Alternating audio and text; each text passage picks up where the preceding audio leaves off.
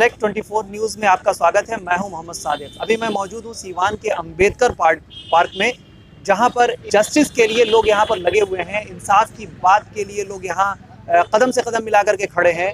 बहुत ही अजीब और शर्मनाक घटना है। एक 9 साल की बच्ची के साथ ऐसी दरिंदगी हुई है जिसको सोच करके इंसानियत कांप उठे। वाकई ये ऐसा दिल दहला देने वाला केस है कि अगर आप भी सोचेंगे और इस चीज़ को समझेंगे तो यकीनन उस दरिंदगी भरे जो लम्हे होंगे उसको याद करके आप भी तड़प उठेंगे और यकीनन आपके दिल से भी यही बातें निकलेगी जो यहाँ मौजूद सारे लोगों के दिलों में दर्द उभर रहे हैं। लोगों की मांग यही है कि ऐसे दरिंदों को जल्द से जल्द उसको अंजाम तक पहुंचाना चाहिए। इसी सब क्रम में आप देख रहे हैं यहाँ बहुत सारे लोग मौजूद हैं और इसी क्रम में हम बात करेंगे यहाँ पर हमारे साथ कुछ लोग जो मौजूद हैं कि क्या कुछ मामला है और क्या ये चाहते हैं। फरहान साहब हमारे साथ मौजूद हैं। फरहान भाई, बहुत स्वागत है आपका सेलेक्ट 24 न्यूज़ में। बहुत बहुत शुक्रिया। बहुत देखिए, विरोध प्रदर्शन है अन्याय के खिलाफ, ठीक है ना। एक 9 साल की बच्ची थी, दलित बच्ची, दिल्ली में।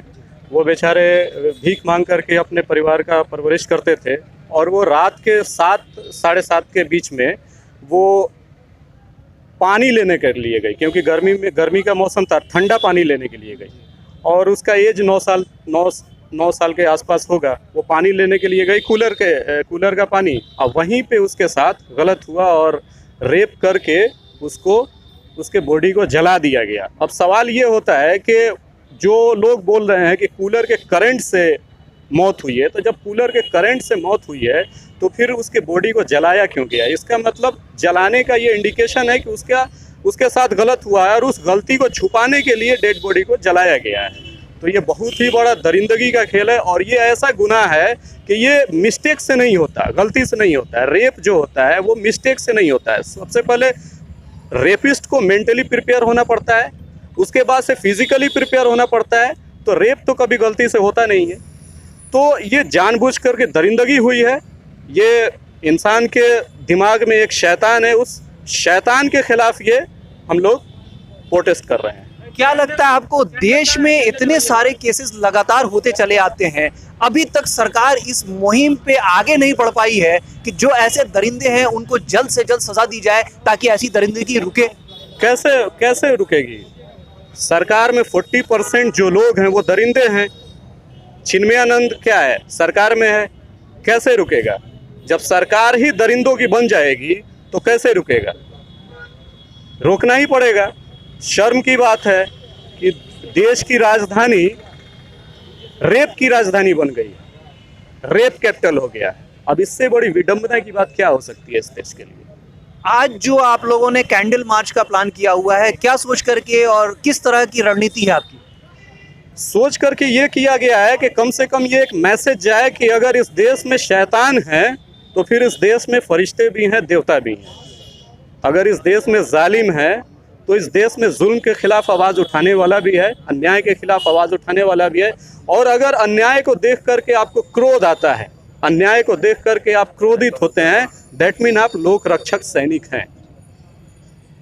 देखिए, ये थे हमारे साथ फरहान अंबेडकर, जिनका ये साफ कहना है, इनकी जो दर्द है वो साफ इस बात को लेकर के है कि ऐसे दरिंदों को उसके अंजाम तक पहुंचाने में सरकार को एक मुहिम छेड़नी चाहिए और जल्द से जल्द ऐसे जो बलात्कारी हैं, जो रेपिस्ट हैं, उनको सज़ा मिले ताकि ये आने वाले दिनों में जो घटनाएं हो रही हैं उस पर अंकुश लग सके। इसी क्रम में हमसे बातचीत करने के लिए नेमत आज़ाद खान है। आइए उनसे भी जानने की कोशिश करते हैं कि जो आज का प्लान है उस प्लान पे क्या कुछ सोचते हैं और क्या कुछ कहना चाहते हैं। नेमत आज़ाद खान, बहुत स्वागत है आपका। ये विरोध इसलिए है क्योंकि एक बच्ची 9 साल की बच्ची का बलात्कार हुआ और अभी तक कोई भी गिरफ्तारी नहीं हुई है। और अगर आप खुद एज्यूम कीजिए, आप सोचिए और इसको महसूस कीजिए कि अगर उसकी जगह आपकी बहन या बेटी होती तो मान लीजिए 9 साल की बच्ची, और इस तरह के दरिंदे अगर समाज में खुलेआम घूमेंगे, बलात्कार करने के बाद उनके साथ कुछ होगा नहीं, उनके ऊपर कोई कार्रवाई नहीं होगी, तो वो किसी के साथ भी हो सकता है। तो मैं नहीं चाहता हूं कि समाज में ऐसे दरिंदे खुलेआम घूमें। इसके लिए विरोध प्रदर्शन है और सरकार को ज़रूर जल्दी से जल्दी कोई एक्शन लेना चाहिए। वो कोई भी हो, चाहे कैसा भी आदमी हो, अगर उसने गलत काम किया है तो उसको सज़ा मिलनी चाहिए। क्या लगता है कि सज़ा मिलने में इतनी देर क्यों लगती है? क्या कुछ मजबूरी रहती है सरकार की जो इस तरह से दरिंदगी होने के बावजूद लोग खुलेआम घूमते नजर आते हैं? देखिए, बताया ना मैंने कि अभी बताया गया है कि जो क्राइम हुआ है वो किसके साथ हुआ है, वो एक गरीब बच्ची है, उसके लिए कोई पूछने वाला नहीं है, उसके लिए सिस्टम को पैसे देने वाला कोई नहीं है ताकि केस हो, बिना पैसे के तो कोई काम होता नहीं है। तो उसके पीछे कोई ताकत नहीं थी जिसकी वजह से कोई मामला नहीं हुआ, लेकिन दिल्ली से लेकर अभी सारी पॉलिटिकल पार्टीज एक्टिव हुई हैं और जागरूक हुई हैं, उस मुद्दे को उठाई हैं, तब प्रशासन थोड़ा सा एक्टिव हुई है, लेकिन अभी भी कोई गिरफ्तारी नहीं हुई है। तो मेरा ये कहना है कि भाई वही नहीं, देश में जितने भी बलात्कारी हैं, ये समझ लीजिए कि उस इंसिडेंट तक नहीं है, जितने भी बलात्कारी हैं और जितने भी बलात्कार के केस हुए हैं, सबके खिलाफ कड़ी एक्शन लेने के लिए ये कैंडल मार्च है। और ये ऐसे सरकार का, ऐसे कानून का हम लोग पुरजोर विरोध करते हैं जो बलात्कारियों को संरक्षण देती है। बताइए। बहुत बहुत धन्यवाद आप चैनल के लोगों को जो सोशल मीडिया से जुड़े हुए लोग हैं। सबसे बड़ी बात है कि आज के दौर में जो घटनाएं हो रही हैं और आप लोग आवाज़ उठा रहे हैं, तो आप लोगों को बहुत बहुत धन्यवाद। लेकिन जो दुनिया का सबसे शर्मिंदा करने वाला जो काम हरकत हो रहा है हमारे देश की बहन बेटियों के साथ, वो आज के दौर में 21वीं सदी में मतलब इंसानियत के को शर्मसार करने के से परे है। यह बात है।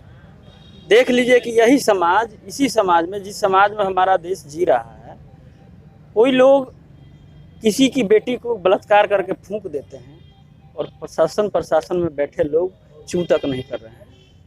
कोई लोग, यही उत्तर प्रदेश की सरकार में बैठे कुछ लोग थे जो कह रहे थे कि मेरा तो जी करता है कि कब्रों से निकाल कर बलात्कार करूं।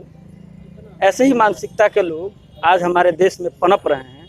तो मैं पूरे देश के उन तमाम लोगों से, बुद्धिजीवियों से, जो पढ़े लिखे नौजवान साथी हैं, वो चाहे किसी जाति धर्म समुदाय से क्यों ना हो, वो इस चीज़ को आगे बढ़कर ऐसे विचारधारा को ख़त्म करने की कोशिश करें जो किसी की बहन बेटी या किसी के ऊपर अत्याचार करने पे 100 बार सोचे कि ऐसा अगर हम करें तो इसका बुरा परिणाम होगा।